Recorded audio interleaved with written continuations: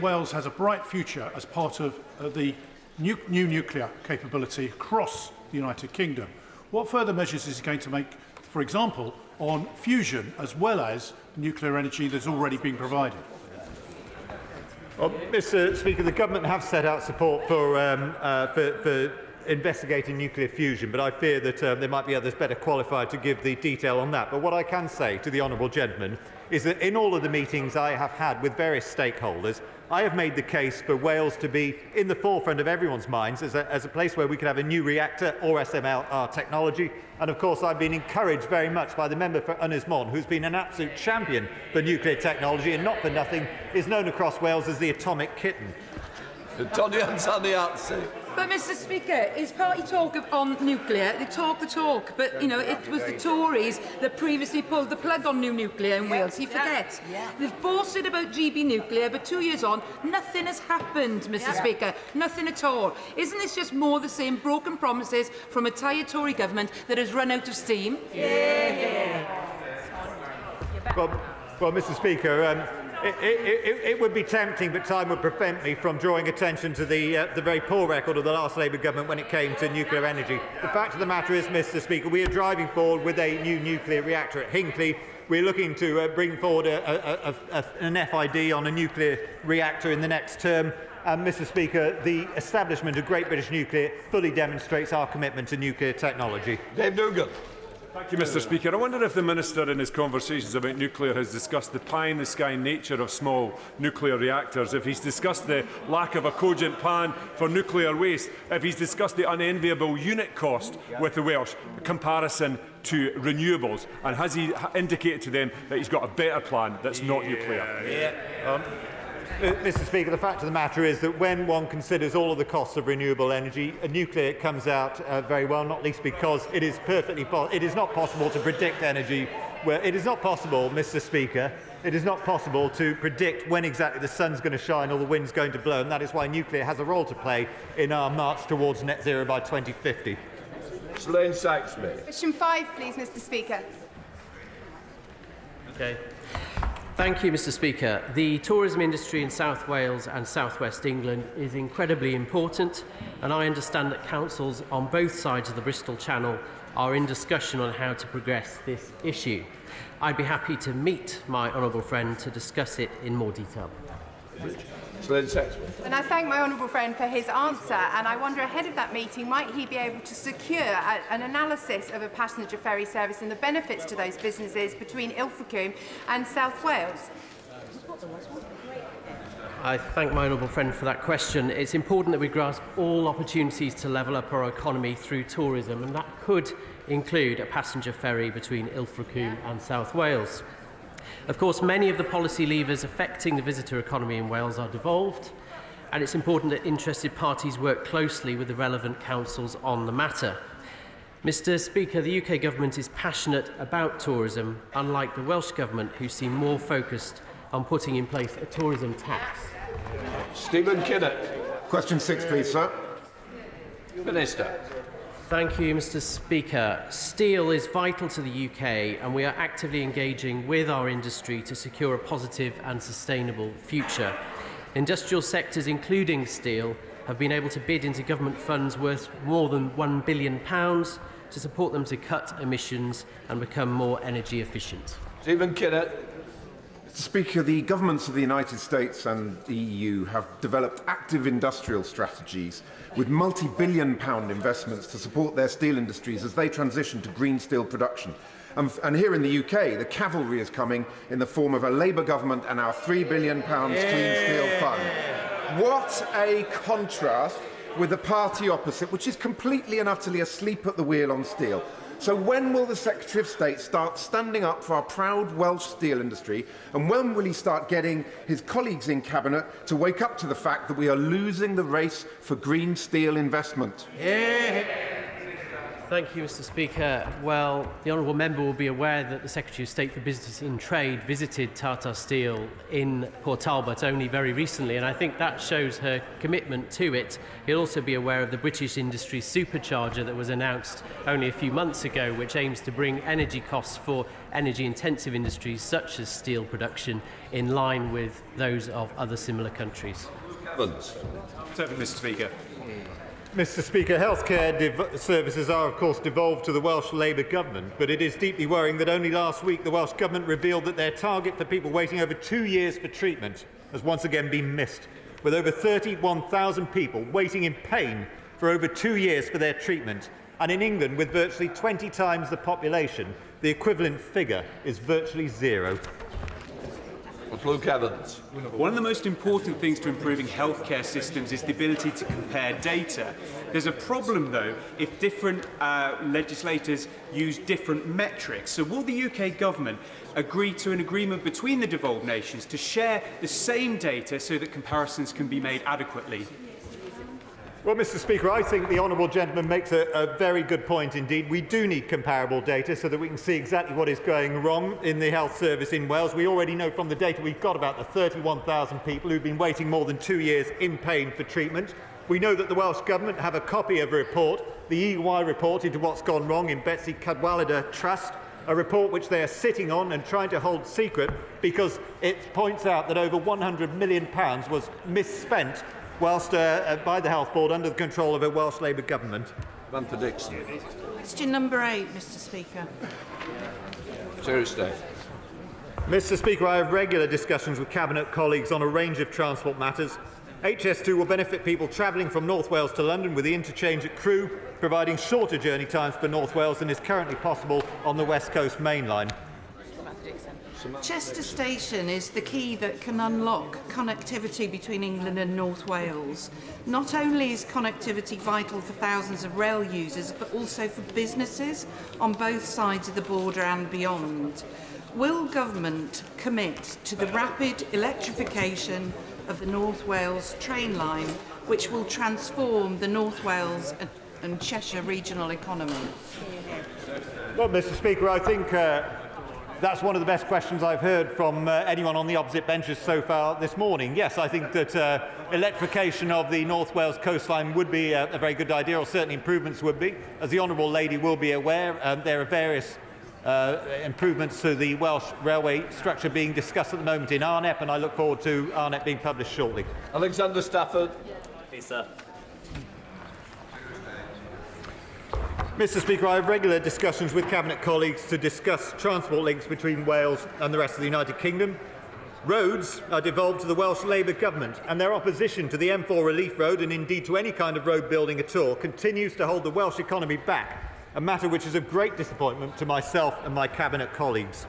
Alexander Stafford. Thank you very much indeed, Mr. Speaker. The economy of Wales has always worked on an east-west basis. So, for example, if you're starting a journey from Bangor in the north, it takes 3 times longer to travel to Cardiff in the south than it does to Manchester or to my seat of Rother Valley.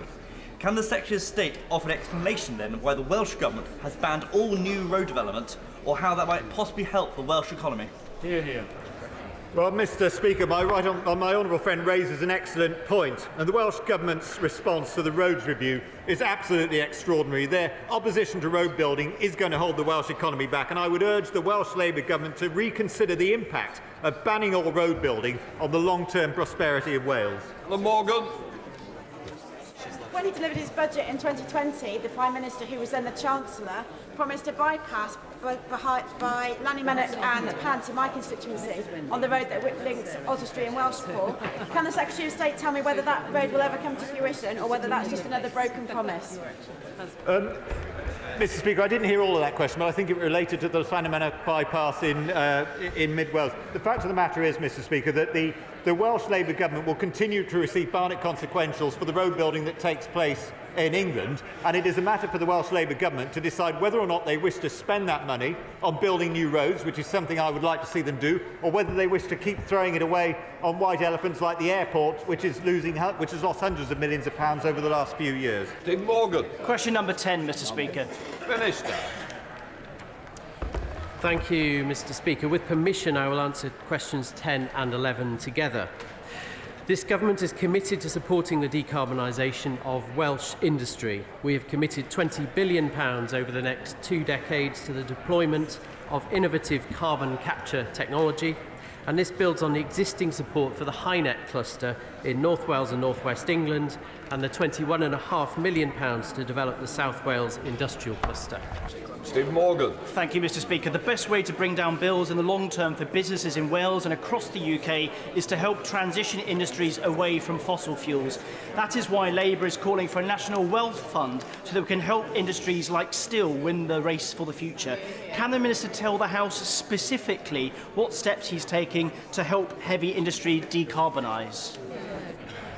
Well, I thank him for that question. Of course, he's aware of an array of funds that are in place to help decarbonisation.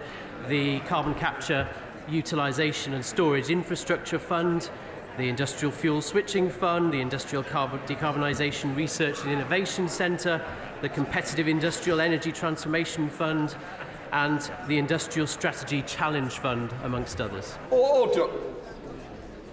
Bill Esterson. But the UK is the only country in the G7 whose steel industry is currently in decline. Yeah. So why won't the government end their sticking plaster approach, match Labour's commitment to a £3 billion green steel fund, and invest in a long-term plan to decarbonise the vital steel sector in Wales? Yeah. Well, I would repeat what I said earlier, which is that the Secretary of State has visited the plant in Port Talbot very recently. She's committed to it. We do need to see an electric arc furnace. That is the way forward to protect jobs and to ensure that we have steel production in the UK. Stephen Crabb. Thank you, Mr. Speaker. The industrial corridor that runs along South Wales all the way west to my constituency is one of the most important in the UK. It's also one of the most challenging when it comes to decarbonisation. Does my honourable friend agree with me that the government's policies, the Powering Up Britain set of energy interventions, the Celtic Freeport that we secured, point the way to a successful decarbonisation strategy for this critically important part of Wales? Yeah. Well, my right honourable friend, of course, is absolutely right there. South Wales doesn't have former oil and gas fields in which we can store carbon, but it does have the Celtic Freeport, and non-pipeline transport of captured carbon to fields elsewhere is what will secure decarbonisation for South Wales. Robbie Moore. Number 12, Mr. Speaker. Tuesday. Mr. Speaker, the Coronation saw people in Wales and right across the United Kingdom come together to celebrate the monarchy. It was a wonderful occasion and it united our public and demonstrated just how strong our union is. Thank you, Mr. Speaker. Over the coronation weekend, I had the pleasure of attending a fantastic coronation church service in Haworth Parish Church, listening to our brilliant Yorkshire harpist Fiona Katie Widdop, as well as joining many other community events. And I know that my right honourable friend attended the similar sorts of events in Wales, which undoubtedly brought the whole of the United Kingdom together. So what does my right honourable friend see as the legacy of the coronation and the fantastic weekend of community spirit? Mr. Speaker, I thought it was notable that His Royal Highness talked about the importance of service and volunteering being at the heart of the coronation and encouraged us all to take part in some voluntary work. So I was very pleased to join the residents of Hennock Village in my constituency for an afternoon of litter picking the day after the coronation, which I thought was almost as great an honour as attending the coronation itself was. Jim Shannon. Thank you, Mr. Speaker. And I thank the Minister very much for that there. The celebrations for the coronation in Wales were exceptional. The celebrations for the coronation in Northern Ireland were equally successful. Does the Minister agree when it comes to cementing the Union, the fact that all 4 regions can be one country, that's Scotland, Wales, Northern Ireland and England together, is an indication of why the royalty is so important to all its great United Kingdom of Great Britain and Northern Ireland, always better together? Mr. Speaker, to that wonderful question I can only reply yes. Alan Brown. Thank you, Mr. Speaker. Devolution of Crown Estates in Scotland. 13. Sorry, question 13. Thank you, Mr. Speaker. This government is committed to supporting renewable energy generation in Wales, including for the innovative tidal stream technologies at Morlais and through our flagship Contract for Difference scheme, and supporting the huge potential of our floating offshore wind industry through the £160 million in FLOMIS funding for port infrastructure. Alan Brown.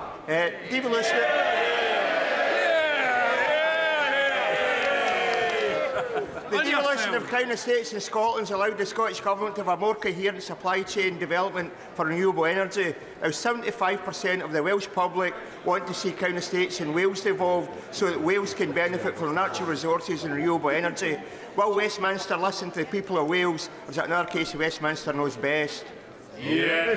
Mr. Speaker, devolving the Crown Estates would actually be very risky for Wales, given the fact that at the moment the revenue spent by the UK Treasury is invested across the whole of the United Kingdom. But I can assure the honourable gentleman that this UK government will be absolutely committed to seeing renewable energy spread across the United Kingdom alongside our other priorities of halving debt, halving inflation, cutting debt, ending small votes and reducing NHS waiting lists in the areas where we're responsible for doing so.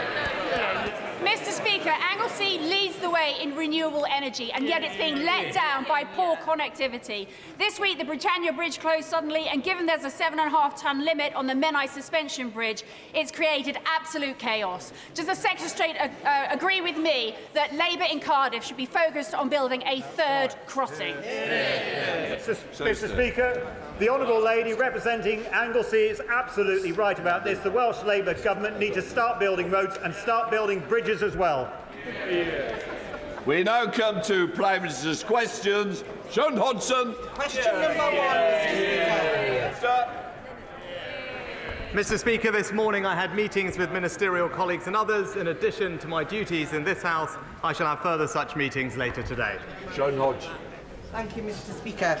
Does the Prime Minister agree with his friend, the Tees Valley Mayor, that the National Audit Office must investigate the Tees Works affair? And will he share details of all conversations he has had on the subject with his former Chief Secretary, the member for Middlesbrough South, and the current Levelling Up Minister, given that they've all received donations from Ian Waller, one of the project backers? Well, Mr. Speaker, honourable friend, the Levelling Up Secretary has already announced an investigation into this matter. But what I would say, it's just the same old. It's the same old bump from Labour. All we get. After years of neglect, it's the Conservatives that are delivering for Teesside. Mr. Speaker, everyone here has NHS trusts in our constituencies grappling with backlogs. So can I highlight the commitment and hard work of the Gloucestershire Hospitals Trust in bringing down the waiting list over 18 months ahead of the government deadline and fast reducing the over 65 waiting list? Does my right honourable friend agree with me that those who imagine that the opposition has a magic wand up their sleeve to solve these problems need look no further than the woes of the Betsy Cadwallader board in North Wales under Labour political control for a generation? Well, Mr. Speaker, as my honourable friend says, Gloucestershire in particular has seen a significant reduction in A&E waiting times since December. We recognise, of course, though, there is more to be done, and that's why we're delivering on our plan to recover urgent and emergency care to ensure that people get the care they need easier, faster and closer to home. Leader of the Opposition, Keir Starmer. How many work visas were issued to foreign nationals last year? Prime Minister. Well, Mr. Speaker, the new statistics, as the honourable gentleman knows, will be out later this week. The most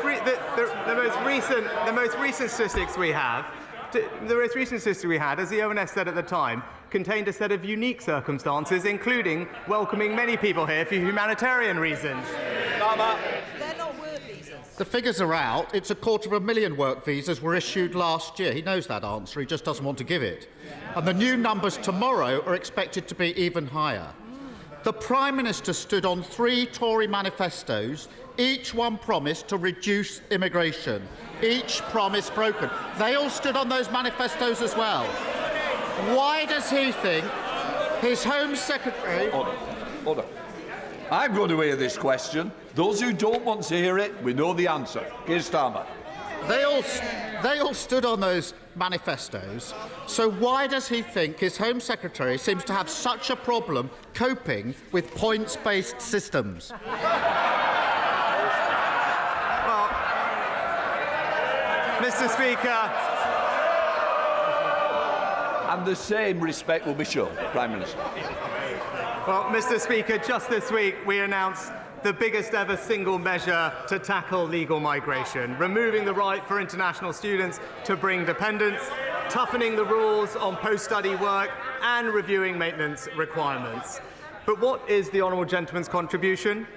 There are absolutely no ideas. There is absolutely no ideas, absolutely no semblance that there would be any control. Why? Because he believes in an open-door migration policy. Mr. Speaker, if anyone wants to see what uncontrolled immigration looks like, all they've got to do is wake up tomorrow morning, listen to the headlines and see what this government... Order. Mr. Bristow, I think you're going to be leaving. I'm asking you to leave now, because otherwise I'll name you. I'm not having it, and I've warned you before. It's the same people.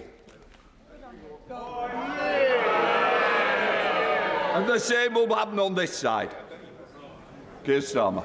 Mr. Speaker, the reason they're issuing so many visas is labour and skills shortages.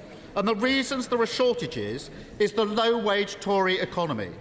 Under his government's rules, businesses in IT, engineering, healthcare, architecture, welding can pay foreign workers 20% less than British workers for years and years on end. Does he think his policy is encouraging businesses to train people here or hire from abroad? Prime Minister. Mr. Speaker, he talks about immigration, but we know his position because it turns out that Labour would actually like to see even more people coming to the UK, increasing the numbers. That's not just my view, Mr. Speaker. Those were the words of his own frontbencher who said having a target isn't sensible, and that the numbers might have to go up, Mr. Speaker. So it's clear, whilst we're getting on with clamping down on legal migration, listening to the British public, he's perfectly comfortable wanting to say that he wants free movement back. Keir Starmer. Mr. Speaker, they've lost control of the economy, they've lost control of public services, and now they've lost control of immigration. And if he was serious about weaning his government off the immigration lever, he would get serious about wages in Britain and get serious about skills and training. The apprenticeship levy isn't working. It's hard to find a single business that thinks that it is. And the proof is that almost half the levy isn't even being spent. That's fewer young people getting the opportunities they need to fulfil their potential. Businesses are crying out for more flexibility in the levy so they can train up their staff. Labour would give them that. Why won't he? Mr. Speaker, it's right that we're talking about education and skills. What he failed to mention is just in the past week, what did we discover? Thanks to the reforms of the Conservative government, our young people are now the best readers in the Western world, Mr. Speaker. Reforms that were opposed by the party opposite. He also talked about our record on the economy. And I am very surprised, Mr. Speaker, because I've stood here week after week when he's been so keen to quote the IMF, Mr. Speaker. He seemed to have missed their press conference yesterday, where they actually raised our growth forecast by one of the highest they've ever done, said that we've acted decisively to make sure that the economy is growing, and credited this government with having a very positive effect on future growth. Is the Prime Minister seriously suggesting that breaking the economy, breaking public services, losing control of immigration is some sort of carefully crafted plan? His policies are holding working people back, and all he offers is more of the same.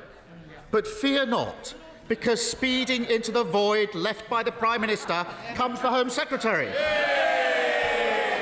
Not with a plan for skills, growth or wages, no. Her big idea is for British workers to become fruit pickers.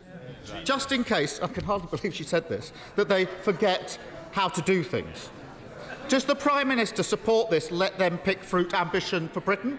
Or does he wish he had the strength to give her a career change of her own? Mr. Speaker, he talks about public service, he talks about the economy. Again, I think he's just failed to notice what's going on. The IMF, as they've said, it's right here, Mr. Speaker.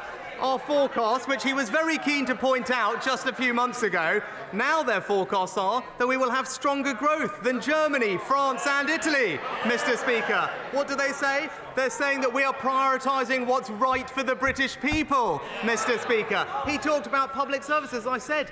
Best reading results in the Western world. When it comes to the NHS, what did we just discover last week?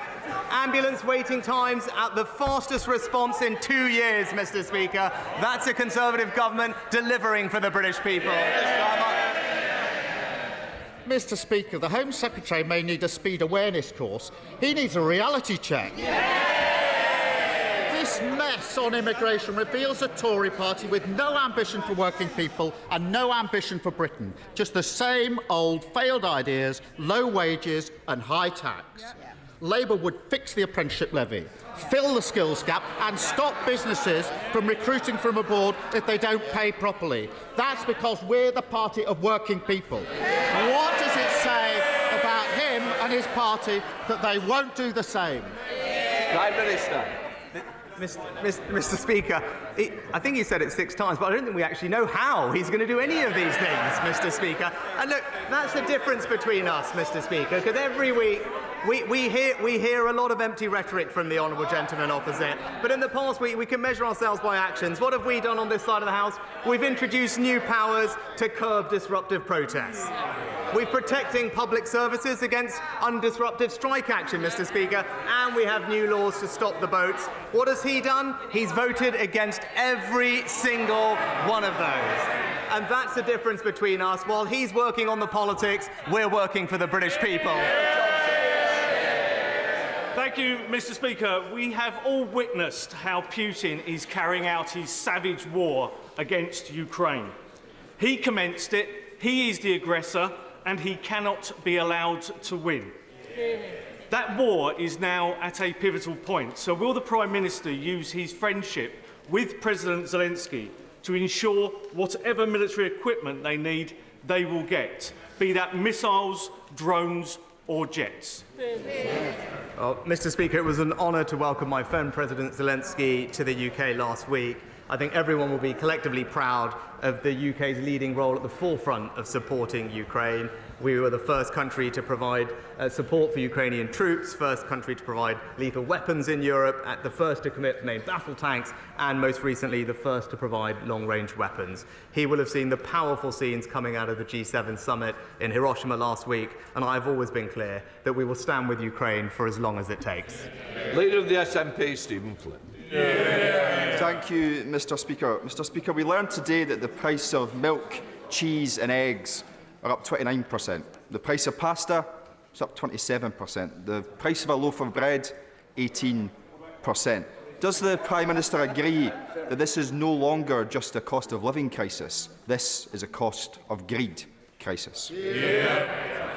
Well, Mr. Speaker, it was welcome that inflation has fallen today, but as the Chancellor said, we should not be complacent because there is more work to do. The Honourable Gentleman's right to highlight the impact of food inflation, which is too high, common here in levels that we've seen in other European countries like Sweden and Germany. We are providing significant support to help people with the cost of living, and the Chancellor has met with companies in the supermarket and food supply chain to make sure that they are doing everything they can to bring prices down.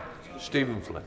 Mr. Speaker, let's get real, because the food inflation remains at a near 45-year high. Now, yesterday the Treasury indicated that the Chancellor stands ready to act, but his actions seem to be predicated on the outcome of a review by the Consumer and Market Authority. So can the Prime Minister perhaps enlighten us? When does he expect that review to conclude?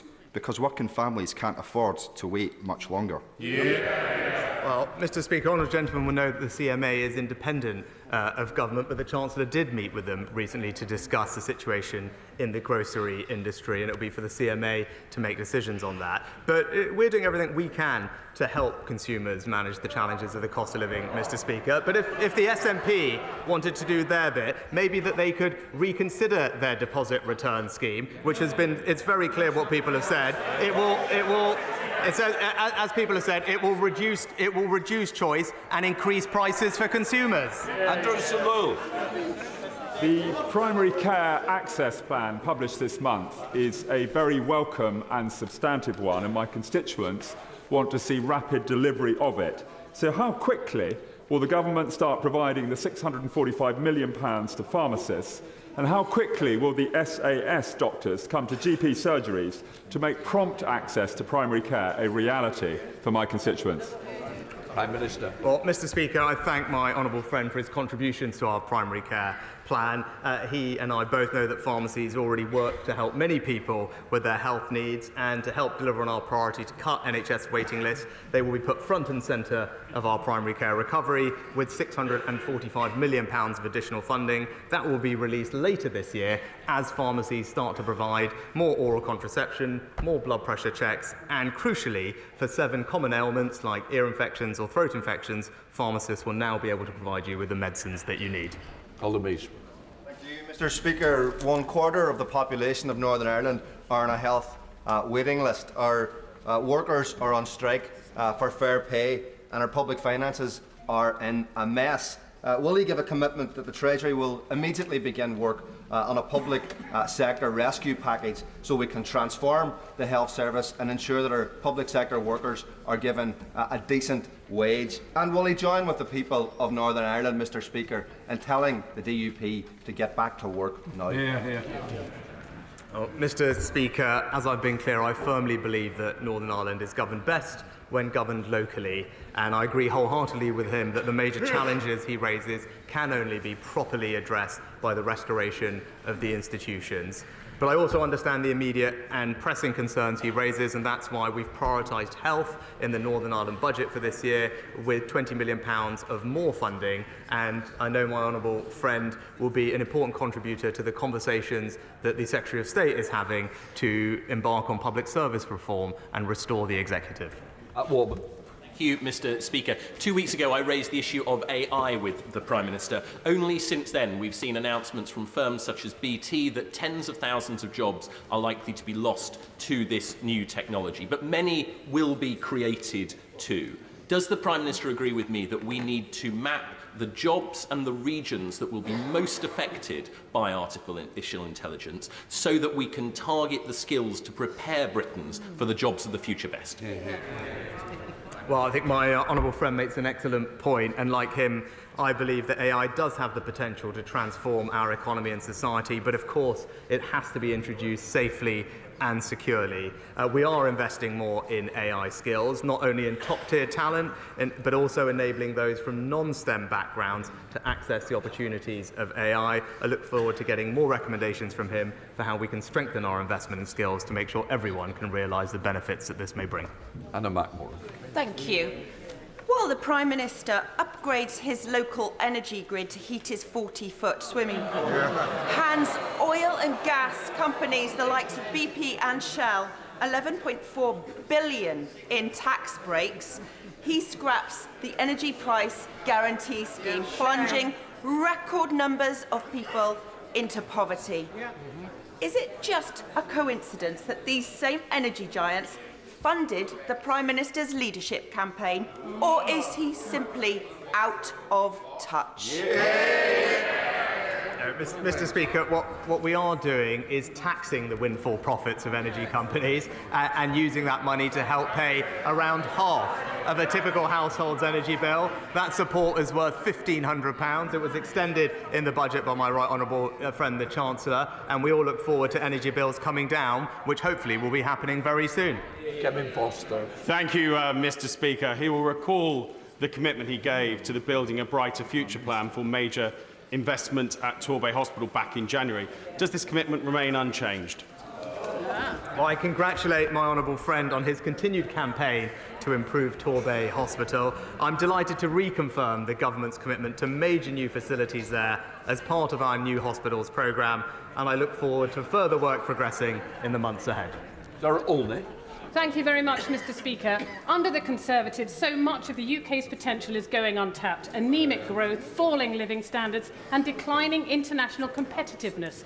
Just this morning, a solar power company developing an innovation from Oxford University said that the UK is the least attractive market in which to base its business due to a lack of incentives. This is a homegrown company that could have provided well-paid green jobs lost to this country thanks to the government's lack of an industrial strategy. So why does the Prime Minister think it is that each week more and more promising businesses are choosing to leave the UK? Mr. Speaker, the Honourable Lady obviously missed the comments from the IMF yesterday, upgrading our growth performance. She obviously missed the survey of thousands of global CEOs just recently placing the UK as their #1 European investment destination. And it sounds like she also missed my trip to Japan last week, where we announced £18 billion of new investment into the UK economy. Anthony Brown. Thank you, Mr. Speaker. Liberal Democrat-run South Cambridgeshire District Council is the first in the country to put its staff on a 4-day week without any reduction in pay. It's led to a reduction in services and an increase in costs. And yet last week, the Liberal Democrats decided to increase the trial to a year. Why? Because the staff were happier. And now unions are pushing to spread the 4-day working week across the public sector, something that the Taxpayers Alliance estimates will cost £30 billion. Does my right honourable friend agree with the Prime Minister, agree with me, that the public sector are here to serve the public and that the Liberal Democrats aren't working?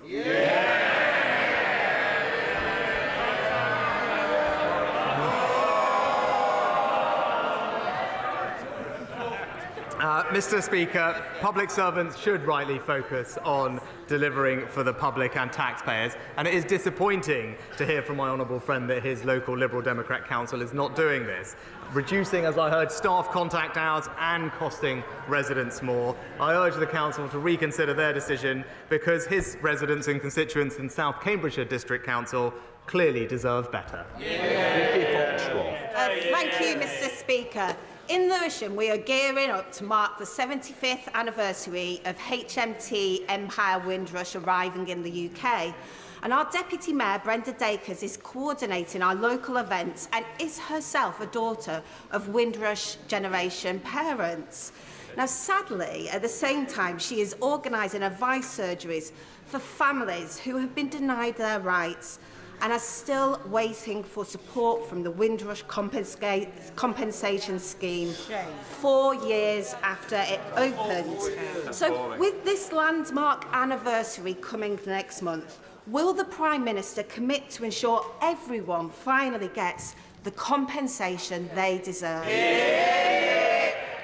Well, Mr. Speaker, I pay tribute to the Honourable Lady's constituent for all the work they're doing locally. The Home Office and the Government is delivering on the vast majority of the recommendations from Wendy Williams' report into this situation, and we've already paid out or offered, I believe, over £70 million in compensation, and there are hundreds of engagement events happening to ensure that people are aware of what they're able to access, and will continue to do that engagement as we promised. Brendan Clark-Smith. Thank you, Mr. Speaker. Bassetlaw has benefited from the multi-billion-pound Step Fusion project, 20 million in levelling up money for Worksop Town Centre, and will now be part of one of the 20 areas selected as part of a new £400 million levelling up partnership. But my constituents in Retford feel neglected by the Labour District Council, which has yet to apply for any funds for the town and is more concerned with trying to play the two towns off against each other. Could the Prime Minister confirm that there is no reason whatsoever why Retford cannot benefit from this latest investment, and would he accept an invitation to visit Bassetlaw to see the great impact government investment is already having in the area? Well, I thank my honourable friend for his kind invitation to visit, and I shall certainly ask my office to keep it in mind. But as he said, levelling up partnerships are a commitment to work hand in hand with 20 different places across England, most in need of levelling up, and to make sure that they can realise their potential and ambitions. As he says, they're backed by £400 million of investment. We'll make sure that they can be supported to thrive. And I know my right honourable friend, the Levelling Up Secretary, is looking forward to working with colleagues in Bassetlaw to identify the best place to focus their work, which could, of course, include Retford. Stella Creasy. Thank you, Mr. Speaker. In 2016, the Prime Minister told people to vote for Brexit because it would stop unelected officials in Brussels having more of a say than his constituents. In 2023, he's asking his MPs to block Amendment 42 to the EU law bill to give unelected officials in Downing Street more say over laws than this chamber. Given the worries and the warnings from his colleagues, why is he going to let the blob have more say over things like holiday entitlements than the people who were elected to do so? Mr. Speaker, that's just simply not the case. It's the elective government that will be making decisions about what the right regulations are for our country. And it's absolutely right that as a result of Brexit we can now do that, which is why we are repealing and reforming over 2,000 pieces of retained EU law, making sure that our statute book reflects the type of rules and regulations that are right for the British economy and will deliver growth and cut costs for consumers, and that's what our reforms do. Robin Moore. Thank you, Mr. Speaker. A key issue which has haunted Keighley for many decades is child sexual exploitation and grooming gangs. I want to see a full Rotherham-style review into child sexual exploitation across my area, but yet Bradford Council's leader and our West Yorkshire Mayor both refused to back one, due to political correctness getting in the way, simply sweeping this issue under the carpet. So will the Prime Minister, for the sake of victims, work with me to ensure that our local leaders do the morally right thing and instigate a full Rotherham-style inquiry across the Bradford district? Well, Mr. Speaker, can I thank my honourable friend for campaigning on this? As I've said before, we shouldn't let political correctness stand in the way of keeping vulnerable girls safe or indeed holding people to account. As he knows, it's for authorities in the local area to commission local inquiries, and I have no doubt that he will continue to encourage them to do so. For the government's part, we've commissioned the relevant inspectorate to examine current policing practice in response to group-based sexual exploitation of children, and the Home Office will not hesitate to act on its recommendations when they are published this summer. The Chamberlain. Thank you, Mr. Speaker. Before I was elected, I worked for a number of years in learning and development in both the police and the private sector, and I'm sure we can all agree that training is absolutely vital to encourage innovation, creativity, but also for compliance. Given that seems to be a particular issue for the Prime Minister's Cabinet at present, will he agree to support my ministerial training standards bill that I'll be presenting later today? Mr. Speaker, as the honourable lady knows, there are processes and procedures in place for ensuring professional standards across government. With regard to training, what I am pleased we're doing is rolling out the lifelong learning entitlement, Mr. Speaker, to ensure that people at any stage in their career can get access to years of government-subsidised financing, to ensure that we have a workforce that's fit to the future and everyone can realise the opportunities that are there. Steve Bryan. Thank you, Mr. Speaker. Owen Carey died just across the river from here, underneath the London Eye, after suffering a severe allergic reaction while out celebrating his 18th birthday. He'd simply eaten a chicken burger at a restaurant, which, unbeknown to him, and despite his asking, had been marinated in buttermilk. Owen's sister Emma, who is my constituent, was in Parliament last week with her dad and her brother for a debate on food labelling and support for people with allergies. They're fighting for Owen's Law, which is campaigning, among other things, to change the food information regulations surrounding allergy labelling in restaurants. It's attracted huge support. So will the Prime Minister meet with me and Owen's family to see how we can be sure something positive comes out of this tragic loss of a young life? Well, Mr. Speaker, I thank my honourable friend for raising Owen's case, and I know the whole House will want to join me in expressing our condolences to Emma and all of his family over what happened. I will absolutely ensure that my honourable friend gets a meeting with the relevant minister to discuss food labelling appropriately so that we can make sure that things like this don't happen. Ian Paisley. Thank you very much, Mr. Speaker. Will the Prime Minister instruct his officials to publish the list of 1,700 veterinary medicines that will no longer be made available to Northern Ireland vets and the agri-food sector? after the grace period has ended? And will he explain to the Ulster Farmers Union why that list has not been given to them? And would he agree to meet with me and the Ulster Farmers Union, go through that list and show us how this has removed the border in the Irish Sea? Well, Mr. Speaker, as the honourable gentleman knows, when we concluded the Windsor framework, what we did was make sure that there was an extension in the grace period for veterinary medicines to give us the time to find a long-run solution to that particular issue. But the honourable gentleman should take heart, because on the issue of human medicines, which I know is important to him and everyone else in Northern Ireland, what we did achieve was complete and full dual regulation of medicines and a dialogue with the EU to resolve the issues in veterinary medicines. And I know that he will want to make sure that we engage closely with him and the UFU, which we have been doing, to find a resolution in the time we have. But I know he will also join me in being very happy that we protected access to human medicines in Northern Ireland, which was a priority for him and his party. Tom Hunt. Firstly, I really look forward to welcoming the Prime Minister to Portman Road for Ipswich Town, Southampton next season. And of course, in addition to Ipswich Town, Ipswich Wanderers have also been promoted. Great news for a town. Yesterday, though, we saw, despite the Public Order Act being passed, we saw images of Metropolitan Police standing around and doing nothing, whilst eco-protesters were wreaking havoc in our capital. Does the Prime Minister agree with us? The moment those activists stand on the road, they should be immediately turfed off the road, like there are in many other countries.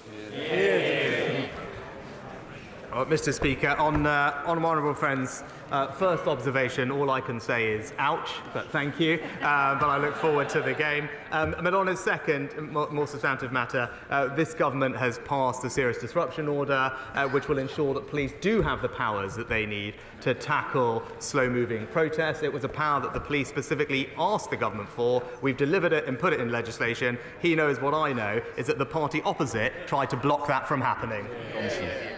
Thank you, Mr. Speaker. Prime Minister, we have 4 million children living in poverty in this country, yet we are the 5th richest economy in the world. So can the Prime Minister say why he would not support universal free school meals for all children to end child poverty?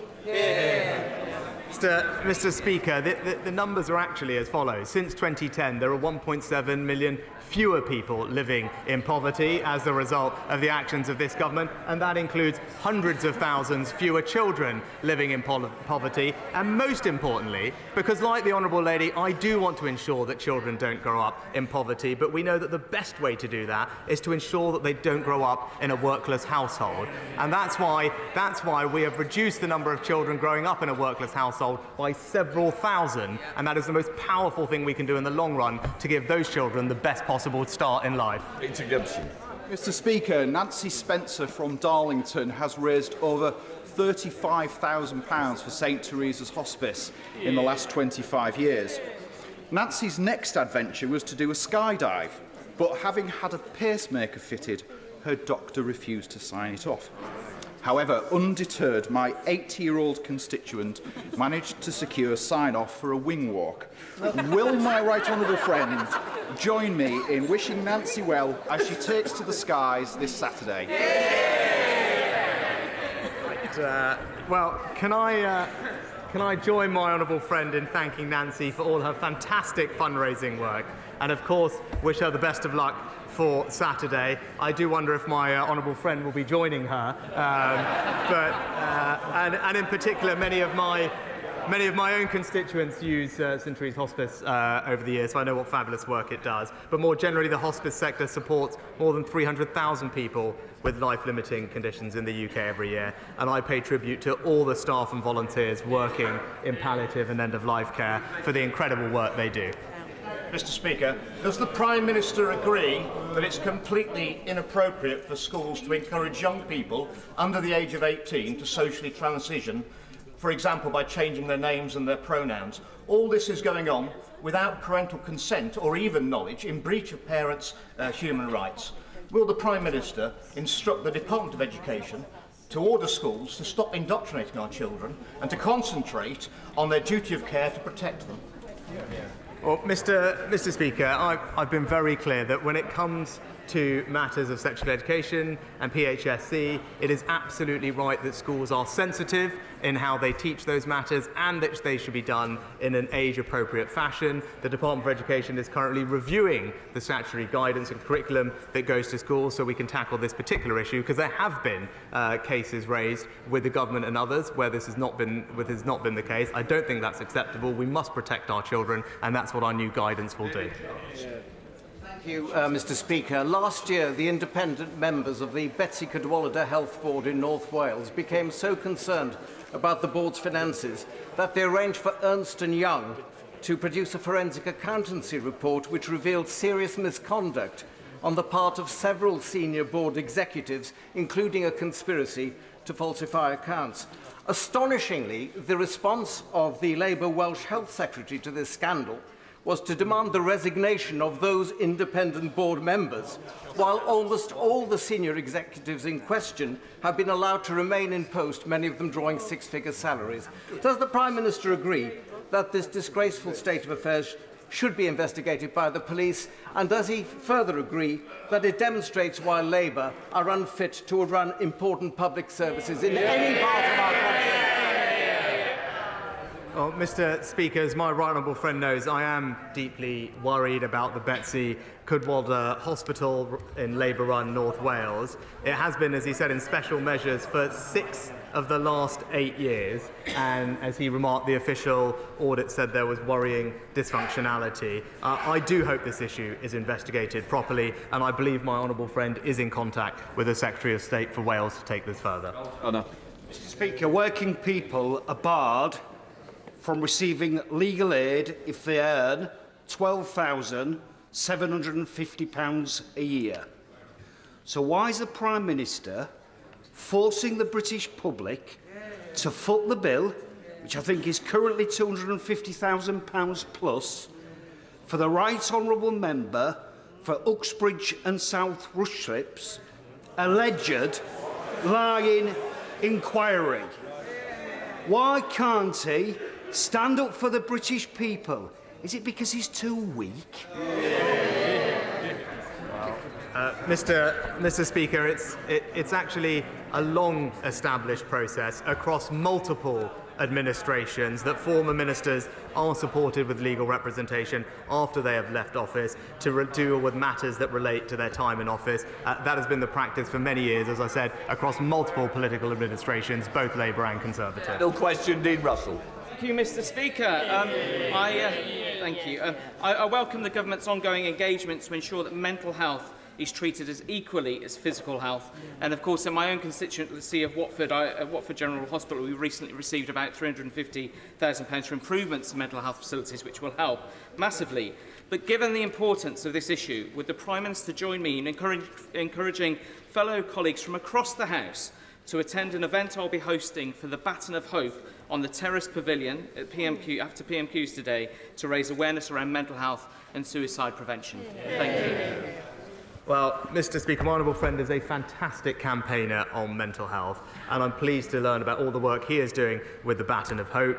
I'm pleased that we're also putting more government money into mental health services and taking more action on this issue than any previous government, investing an extra £2.3 billion a year, and I would encourage all colleagues to join him in attending the reception on the Terrace Pavilion. That completes Prime Minister's questions.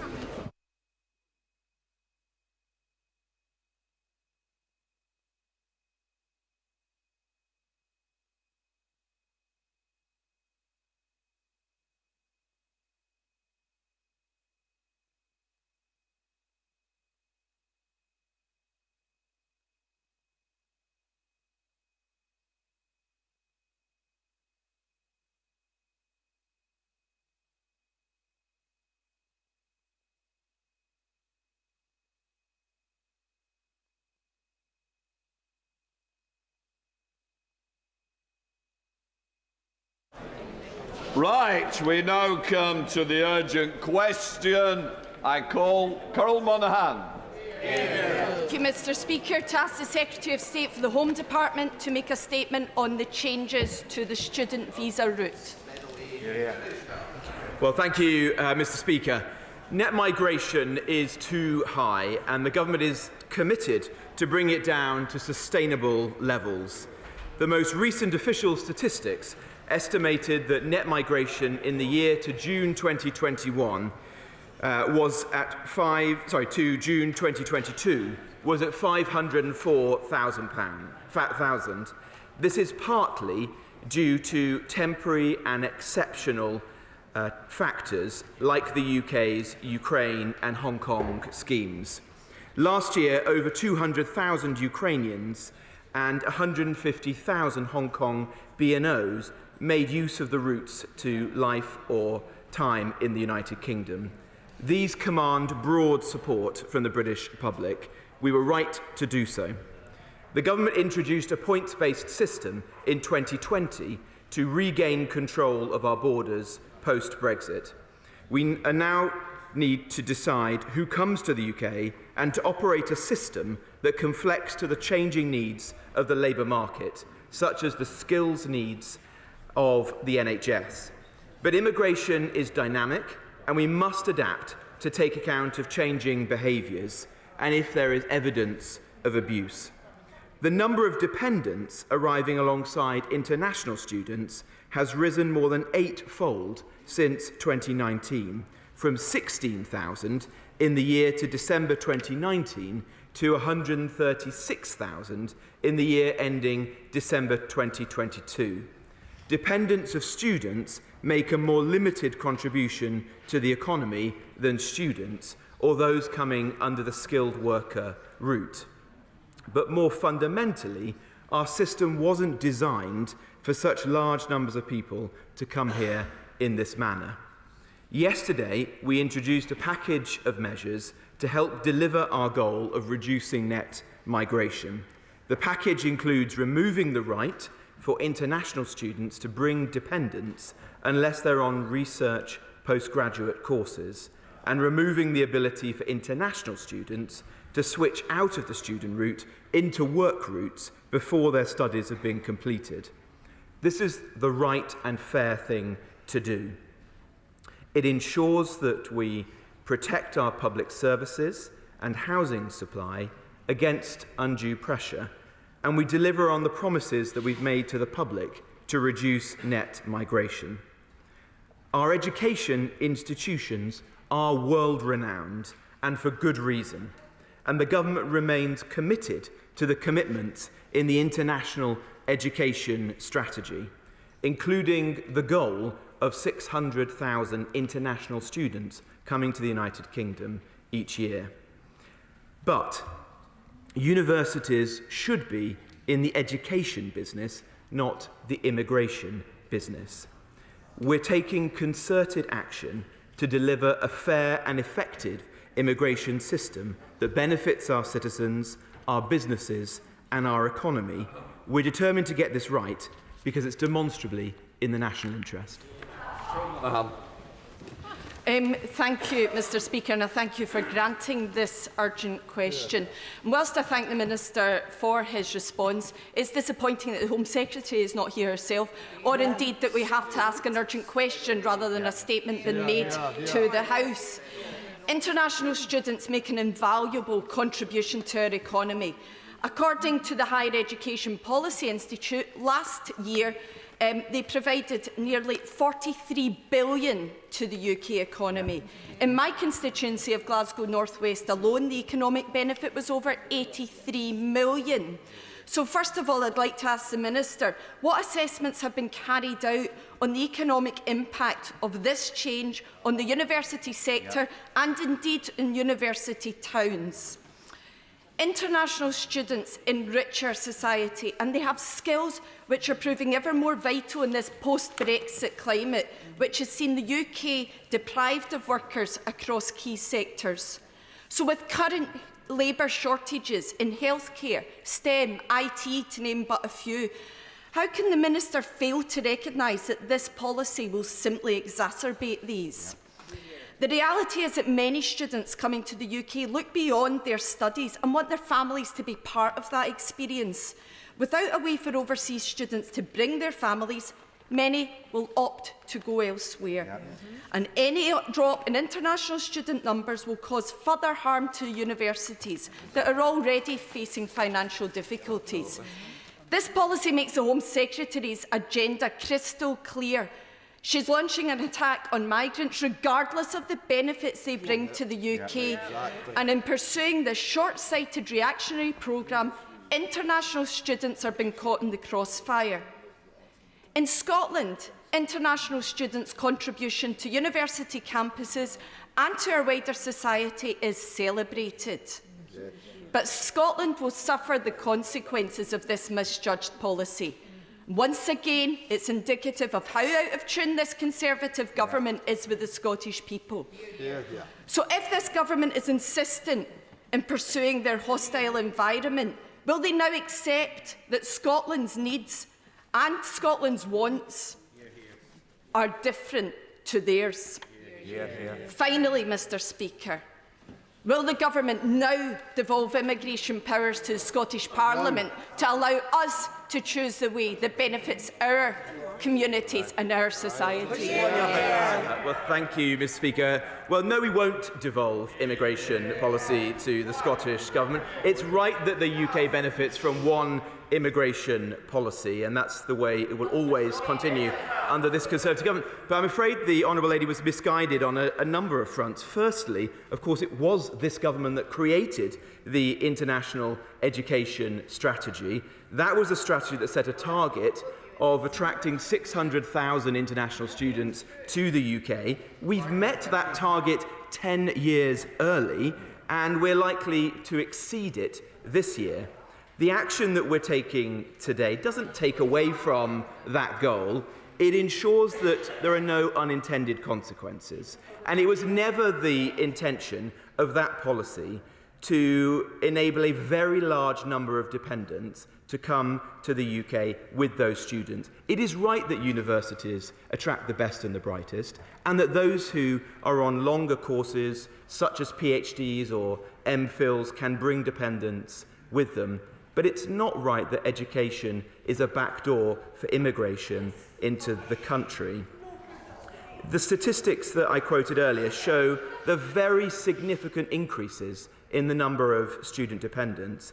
In 2019, there were 16,000 visas issued to student dependents. Last year, that number was 136,000, an 8.5 times increase. In 2019, for every 10 Indian students, there was one visa issued to a dependent.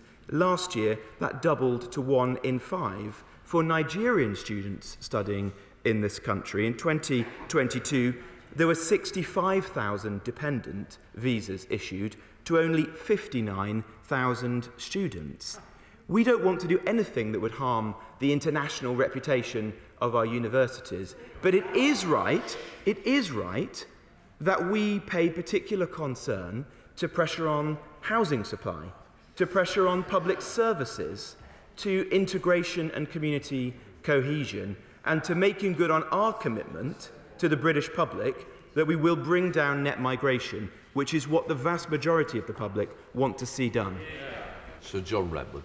When we invite people to our country, it's very important that there is good provision of housing and school places and healthcare, and there are huge stresses on the system.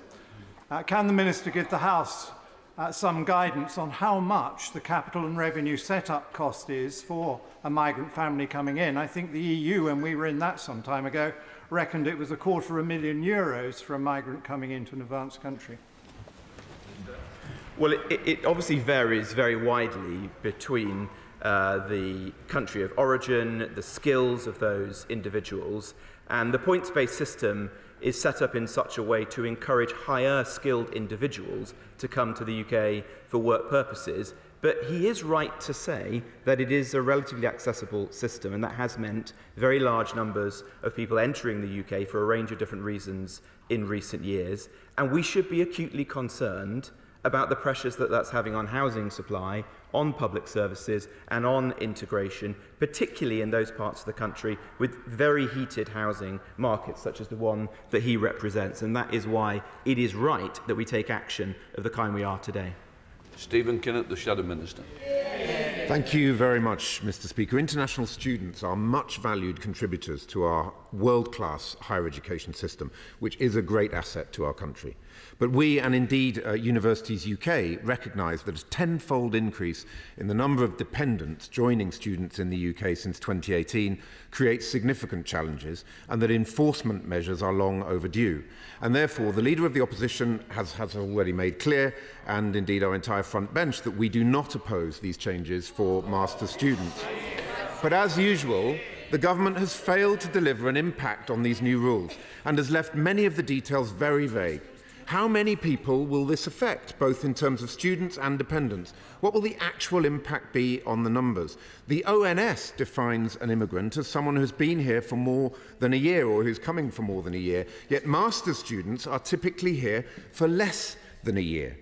But what is clear is that dependents of students are only a fraction of the story here. In their 2019 manifesto, the Conservatives acknowledged that the Brexit vote was a bid to take back control of immigration.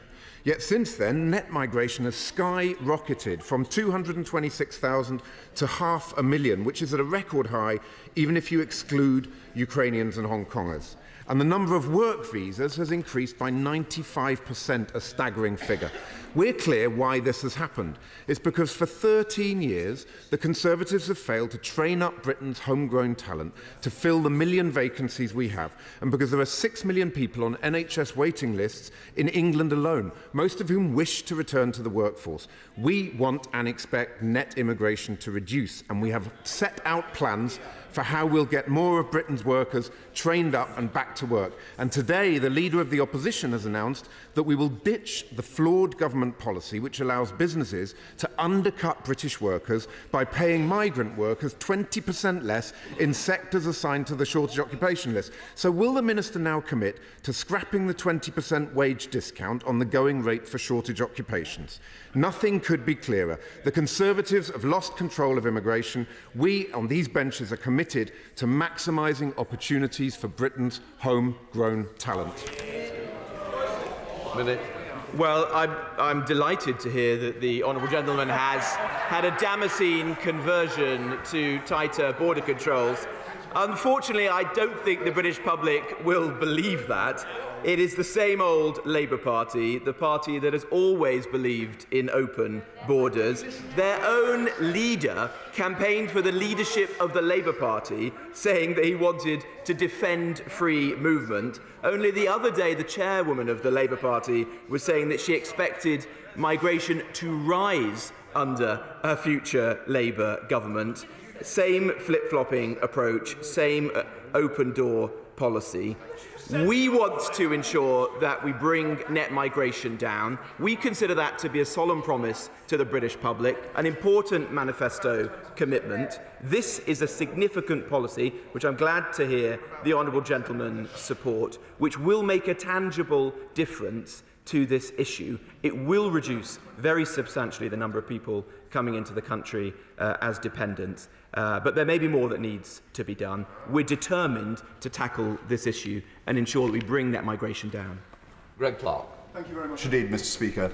The Minister is doing a difficult job very well, and he's set out the context, and it's notable that the front bench shares that analysis. But most students are temporary visitors, and yet they're counted as, many of them, as permanent immigrants. So has my right honourable friend considered changing the definition to include in the count only those who stay? Well, I respect my right honourable friend and his deep knowledge of this area. I don't think it's helpful to change the way in which the statistics are reported. I do think that it is, you have to consider the fact that anyone coming into this country will place pressure on our housing supply, on public services, in particular if they're bringing dependents, including young children or elderly relatives, into the UK.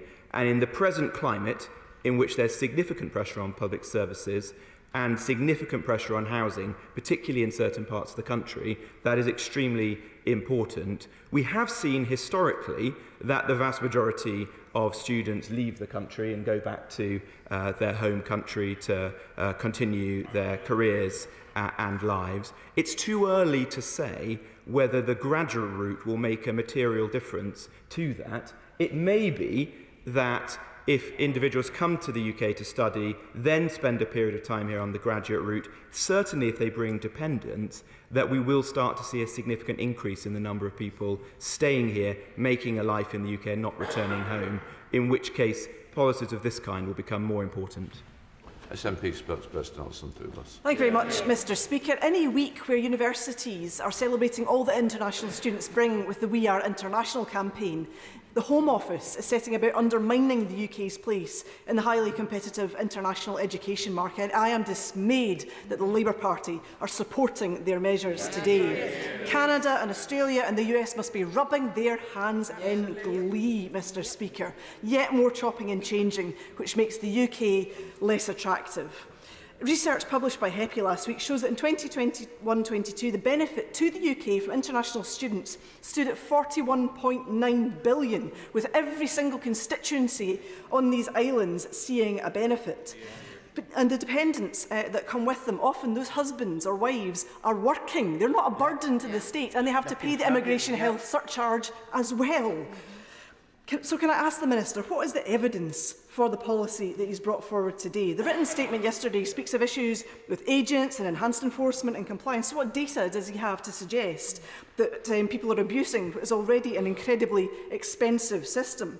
What equality impact assessment has he carried out? Because Universities UK International have said that restricting dependence will have a disproportionate impact on women and particular countries, incidentally those like Nigeria and India, where the market is growing.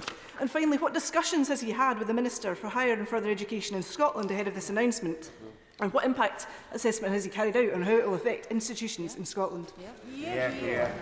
Well, we did think very carefully about this measure and had detailed conversations with colleagues across government, including, of course, with the Department for Education and indeed with universities. In my experience, leaders of universities understand the issue that we're grappling with here. They can see for themselves the very significant increase in the number of dependents who have come to the UK in recent years and why the government would feel the need to take action. The measures that we're putting in place today will ensure that there will still be a route for dependents to come to the UK for research courses, such as PhDs, where people will be here for a sustained period of time, but there won't be for those people here for short courses. And to give the Honourable Lady an example, last year there were 315,000 foreign master's students in the UK. These are very large numbers of individuals, and if those people were to bring dependents at scale, that does put pressure on public services and on housing in the UK. And I'm surprised that the Honourable Lady doesn't appreciate that, particularly given the state of some public services in Scotland. Thank you, Mr. Speaker. It's obviously right that when we see emerging trends in the immigration system that cause concern, that action is taken. I would, though, say if we're discussing things like net migration, we also need to be clear about factors that contribute, like, for example, British citizens returning to the UK and potentially bringing children with them, that also counts towards net migration statistics, but clearly isn't something related to immigration policy. In terms of the wider system, though, the rationale behind this move, I suspect the Minister might have wanted to announce something slightly more comprehensive today, rather than just a focus on student dependence. And would he agree that actually it's also about making sure we'd have the immigration system having the appropriate impact on the labour market and looking more widely at things like, for example, the salary thresholds we have throughout the system, as well as just this change announced today? Well, I do think the package of measures that we have announced will make a tangible difference to net migration, and taken together with the easing of exceptional factors like those Hong Kong BNO individuals coming to the UK over the next year or two, there is good reason to believe that net migration will fall and that we will be better placed to meet our important manifesto commitment. But he's right to say that it is critical that we do so.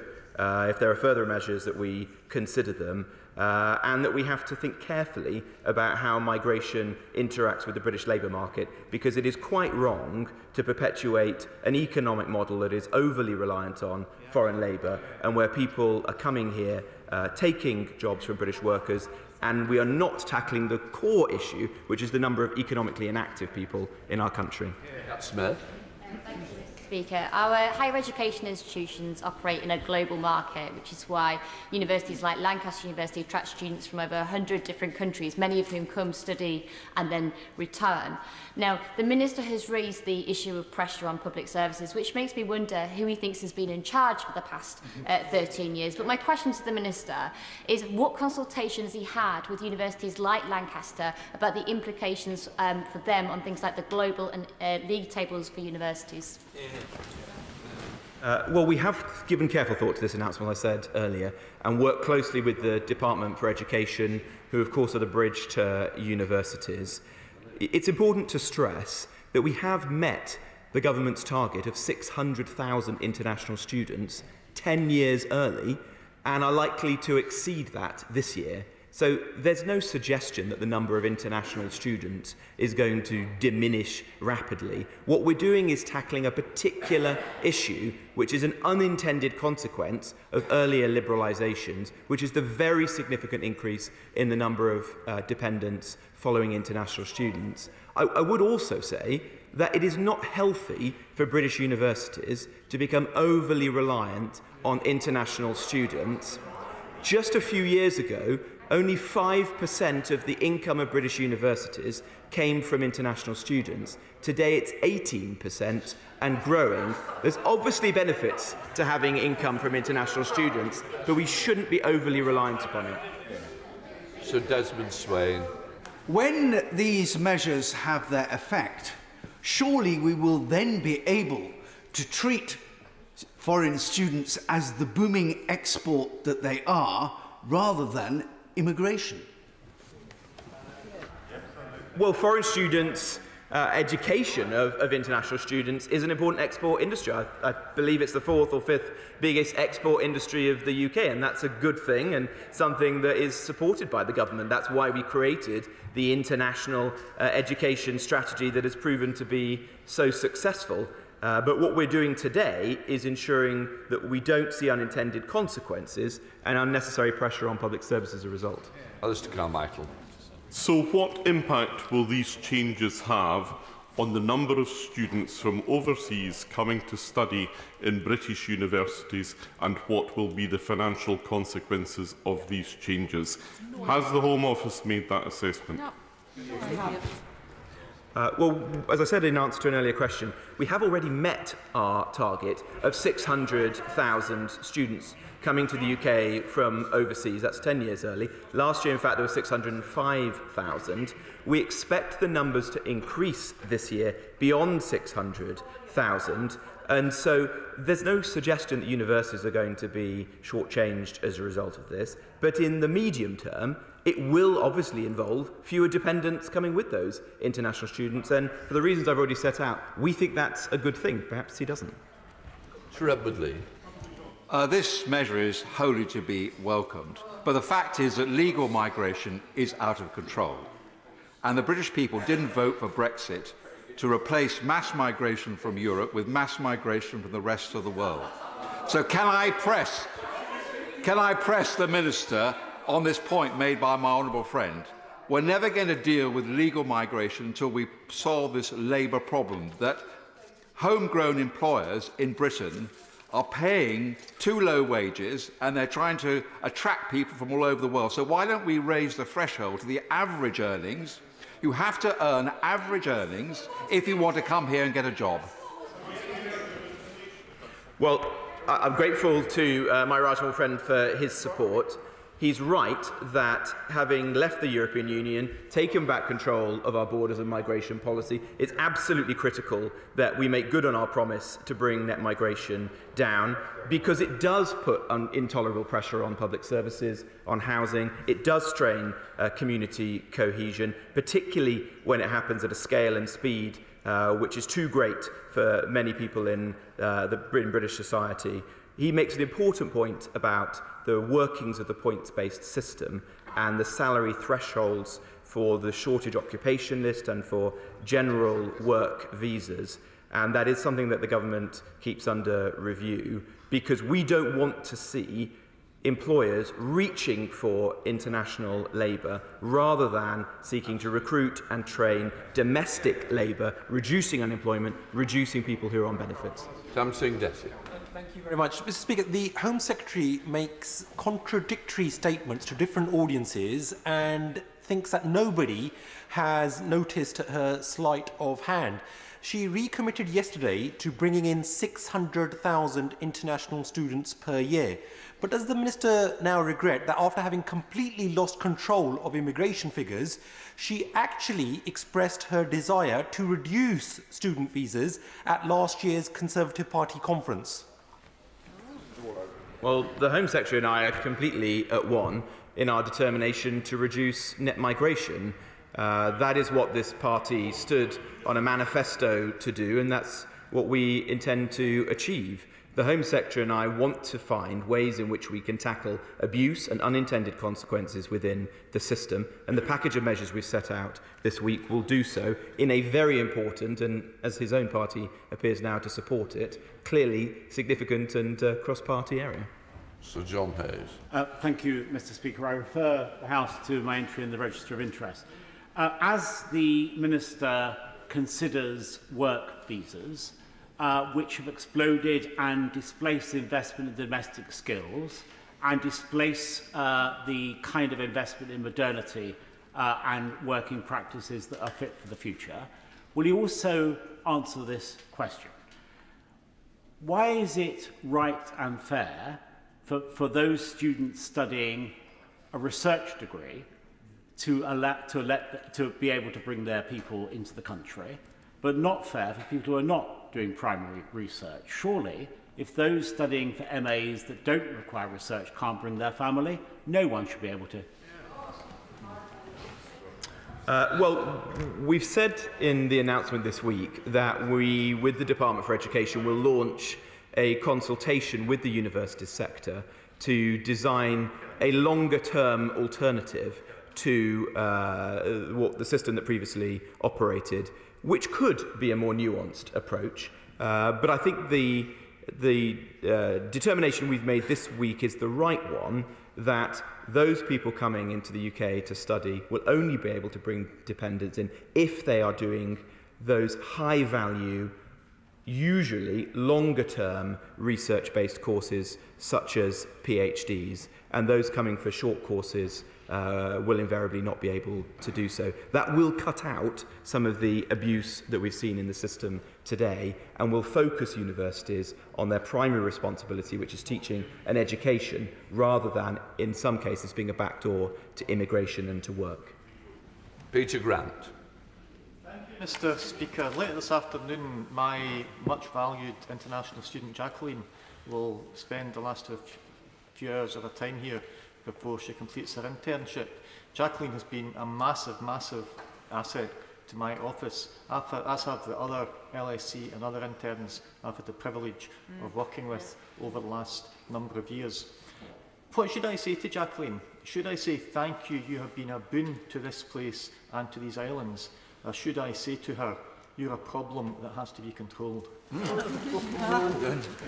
Well, it would be helpful if the Honourable General didn't spread misinformation to his researcher or indeed to anyone else. It was the government who created, through the International Education Strategy, this commitment that has proven to be so successful, that has led to 600,000 international students coming to the UK, perhaps including the lady he refers to.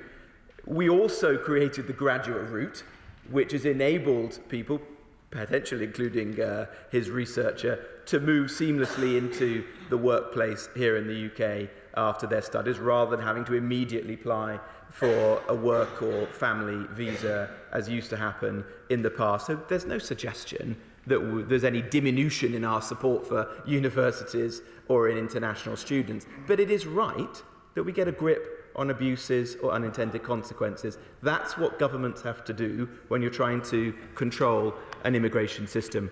Maybe he doesn't want controlled immigration. We do. That's why we have to take these steps. Aaron Bell. Thank you, Mr. Speaker. International students studying high-quality courses at high-quality universities like Kiel in my constituency, which I know the Minister knows well, add a huge amount to our local economy. But isn't it absolutely clear from the figures he quoted earlier about the increase in dependent visas that some universities have, wittingly or otherwise, been selling immigration rather than education? And isn't it vital that we get on top of this? I completely agree with the honourable gentleman. Universities such as Kiel, I know that university well, have played a critical role in the economic development of local communities, and we want to encourage that.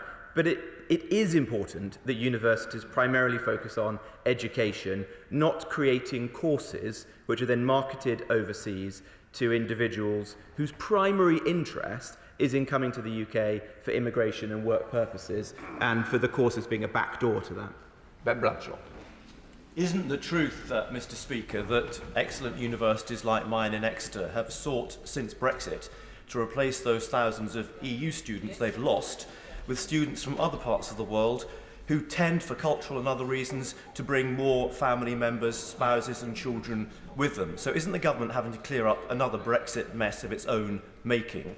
And will he be honest with the House and explain how he's going to avoid discriminating against countries like Nigeria and India, where students do tend to bring dependents, and make us even more reliant on students from China?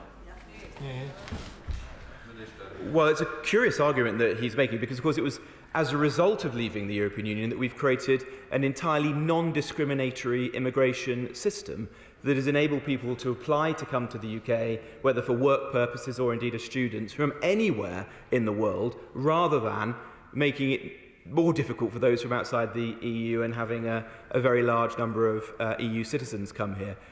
The proposals we're bringing in place today will tackle this particular unintended consequence of the opening up of international students. I don't see any evidence that it will harm particular nationalities. There are some glaring examples, like the Nigerian one I mentioned previously, but this will apply to everyone. It's an entirely non-discriminatory policy. Stephen Hammond.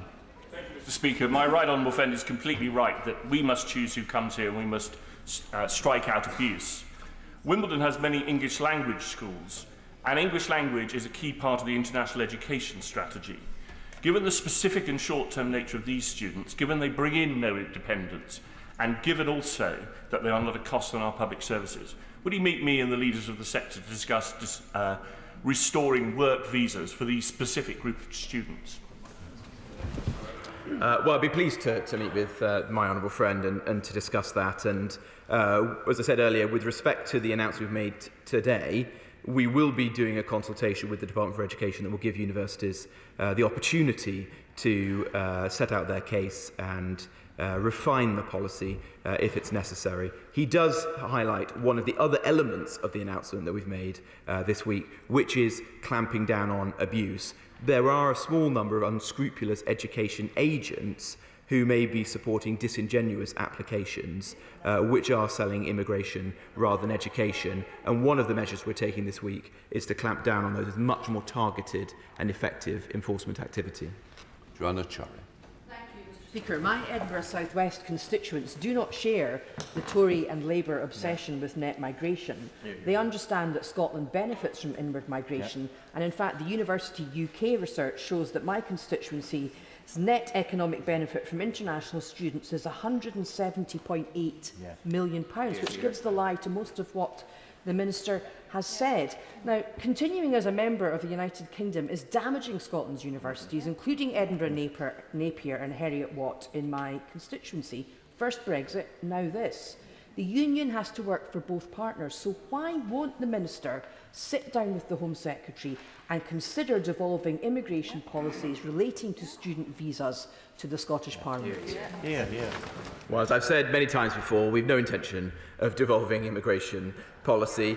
And on the broader questions, there's no material difference between Scotland and the rest of the United Kingdom in terms of unemployment, or economic inactivity, and so there's no compelling case for a bespoke immigration system for Scotland versus the rest of the United Kingdom. And the sheer scale of the number of international students that have come into the UK, all parts, including to Scotland, in recent years, suggests that the policies of this government have increased the number of international students, not diminished them.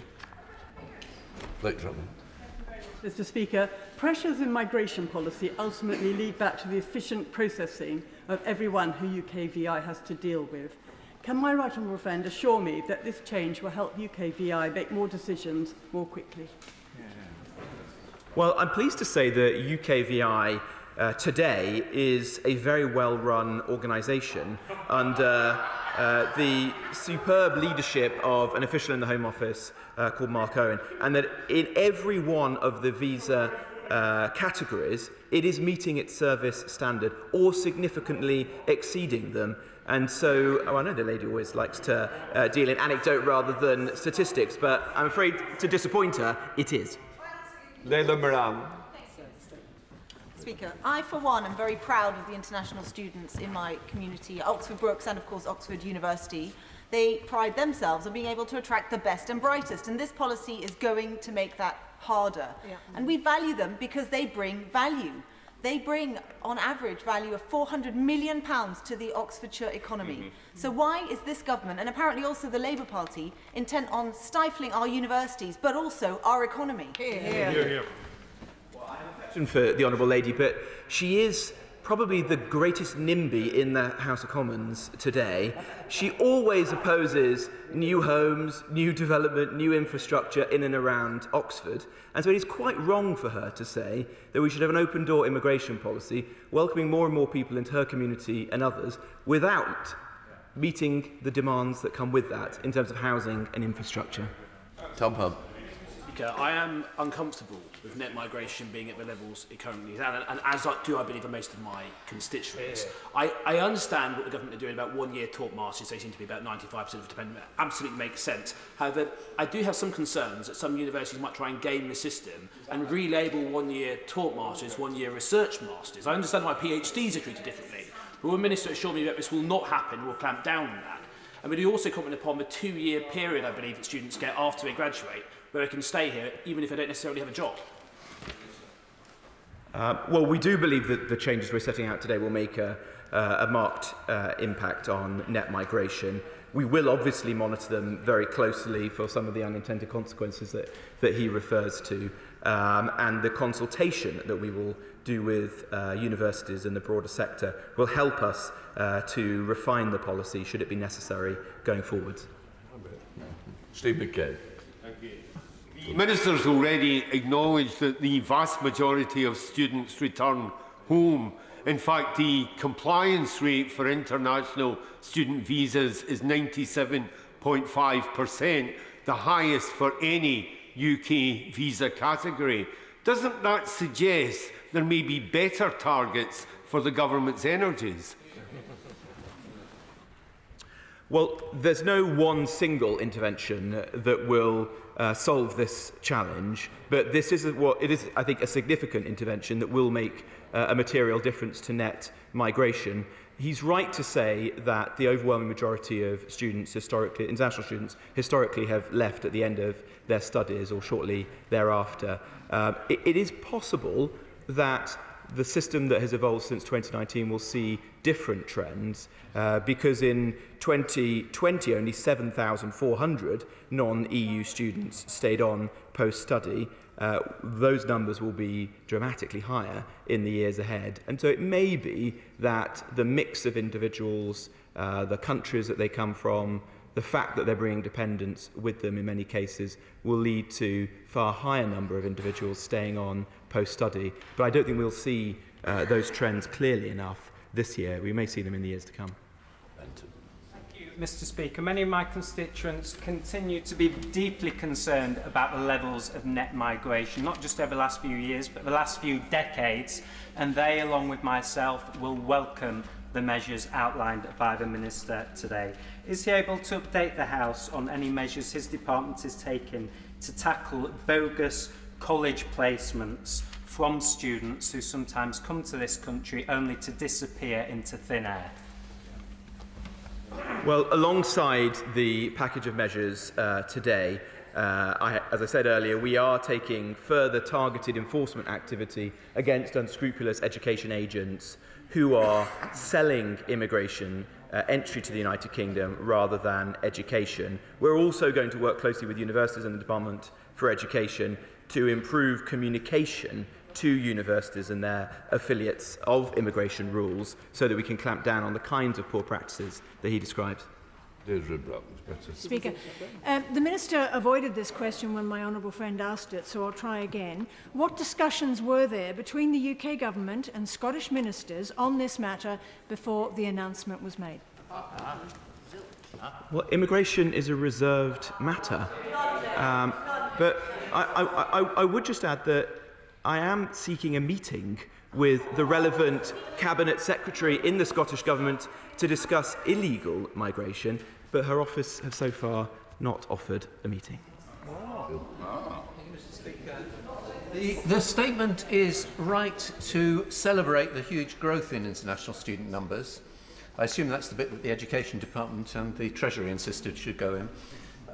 But within that, there is a welcome diversification in that growth, away from over-dependence on China. And that was a deliberate part of the international education strategy. Now, the Minister talks about unintended consequences, but it was entirely predictable that those coming from other countries for master's courses would come from a different demographic than Chinese students, that they would have families, and that, like us, they wouldn't want to be separated from them. Yeah, that's right. Now, our competitors welcome students with families, so there is a real risk that a blanket ban on dependence will undermine the government's own international education strategy. Now, the statement commits to consulting with universities in developing the approach. So will he confirm that there'll be no blanket ban on dependence of PGT students until that consultation's taken place? Well, we will implement the policy that we set out yesterday, but concurrently with that, we will launch the consultation with universities, and if we need to refine the policy in the future as a result of that, we will do so. To his first point, I don't think there's any reason why a Chinese student would be less likely to bring dependents with them to the United Kingdom than a Nigerian or a Vietnamese or a Bangladeshi. I don't follow his logic there at all. We want an entirely non-discriminatory approach, and that is what we have said to our international counterparts this week. That's always been our approach to this. We welcome international students from any part of the world. Okay. Thank you, Mr. Speaker. The vast majority of these students access their courses in the north of England through Manchester Airport in my constituency. Would the Minister agree to an economic impact assessment on how this will impact jobs in my constituency and route development and the cost of that to the wider northern economy? I was pleased to be at Manchester Airport only on Friday, meeting with my Border Force officials there and seeing the expansion of the airport that's currently underway. I don't foresee any serious loss of revenue for an airport like Manchester. The number of individuals coming into the UK as international students has risen very significantly in recent years. So to the extent that provides income to airports, they will have benefited from our existing policy, and I expect them to benefit in the future. Marion Fellows. And thank you for agreeing to this urgent question, even if it only is to expose that you couldn't put a cigarette paper between Labour and Tory policies on this. Scotland has a track record in welcoming international students and to our internationally recognised universities. Scotland wants and needs the benefits they bring. This government's continuous refusal to devolve immigration powers to the Scottish Government shows the contempt that this government has for Scotland. Why doesn't this government understand and recognise that things are different there, and continual refusal to do what Scotland needs and wants is going to come down heavy on them in the next election? Well, at the risk of repeating myself, there's no material difference between unemployment or economic inactivity in Scotland and the rest of the United Kingdom. So the Honourable Lady is incorrect in that regard, and the UK benefits enormously from having a single immigration policy and offer to international students and universities in all parts of the world. Stephen Furry. Thank you. In Northern Ireland, our local universities are very dependent upon international students, particularly so in light of the current budget crisis that we are facing. Also, employers are reflecting they can't access labour without migration, and indeed, which I'm sure is the same for the rest of the UK, our public services actually depend upon migrants for their basic functioning rather than being a burden. So why is the government so insistent in acting against the core interests of our public services, our economy and our local universities? Could be further from the truth, because of course it's this government that established the international education strategy that's led to 600,000 international students coming to the UK every year, and indeed that number is likely to grow next year. With respect to public services, we created the Health and Social Care Visa, which last year led to 76,000 applications, plus of course their dependents were able to join them. And that was 11% of all of the visas issued to individuals wishing to come to the United Kingdom. So we're doing everything we can to support public services, but we have to address the fact that very high levels of net migration do place intolerable pressure on housing, on public services and on integration. Anira Wilson. Thank you. Mr. Speaker, our schools are in the midst of such a chronic teacher recruitment and retention crisis that the Department for Education currently offers £10,000 relocation payments to overseas applicants to come and train as language and physics teachers in the UK on postgraduate taught courses. If they can't bring their family, they won't want to settle here and use the training that we have provided in our schools where they're desperately needed. Why is the government cutting off its nose to spite its own face? Well, if the Honourable Lady is referring to pressure on school places, that would be a good argument for reducing the number of dependents coming into the United Kingdom, because it's exactly the children of students who in some cases will be making use of primary schools in her constituency. Jeff Smith. Thank you, Mr. Speaker. The Minister still hasn't said what economic impact assessment the government has carried out of this policy. Will he publish one? Well, I've said already that we take a pragmatic approach to this issue. We are balancing our strong desire to bring down net migration with the needs of the economy. That's why we've taken the approach of standing behind the 600,000 target for international students, but making this important tweak to ensure it isn't abused. Patrick Redding. Of course, net migration figures also include the number of people who leave this country, and his hard Brexit has made it more difficult for students and others to travel overseas. So that's having an impact on the net migration figures as well. Meanwhile, Glasgow North thrives culturally and socially and economically to the tune of £225.8 million, thanks to our lively and diverse international student community. But what I'd really like to know is, why does the FCDO spend millions of pounds on overseas campaigns that says Britain is great, when the message coming from the Home Office is that Britain is closed? Well, I do wonder what world the Honourable Gentleman lives on if he thinks that net migration of 500,000 is low. That's too little, that we should be encouraging more. The levels of net migration to this country are very high today. We want to bring those down, and it's for that reason we're taking measures like this. Tim Farron. The University of Cumbria and Lancaster University are hugely successful institutions. We're very proud of them. They're really important to our economy. And indeed, they are very successful exporters. What is their export? High-quality education delivered in the United Kingdom. So why is the government seeking to stifle our great exporters' ability to export? Why have they become suddenly anti-free market? And will they recognise, will the Minister recognise, that by earning money through international students, British universities are able to cross-subsidise services and places for British students? Won't British students be the people who pay the price? Well, as I said in answer to an earlier question, the economic benefit of international students is clear, and we welcome that, but we don't want British universities to become totally reliant on income from international students. Just a few years ago, that was accounted for 5% of their income. Last year it was 18%, and without measures like this, no doubt it would continue to rise. To his broader point, of course we want to support universities like his own to thrive and to prosper and to market themselves internationally, but the business of universities is education, not immigration. This presentation. Oh, Jim Chan. Thank you, Mr. Speaker. Can I thank the Minister for his answers to the questions? And I do welcome the announcement that it does show considerable effort in committing to the government pledge to crack down on net migration. However, what assessment has the Minister made on the number of children that will ultimately be left behind whilst their parents come to the UK to study for a better life, but cannot bring their little ones with them on their journey to study and to crucially maintain family life, which I feel is really important?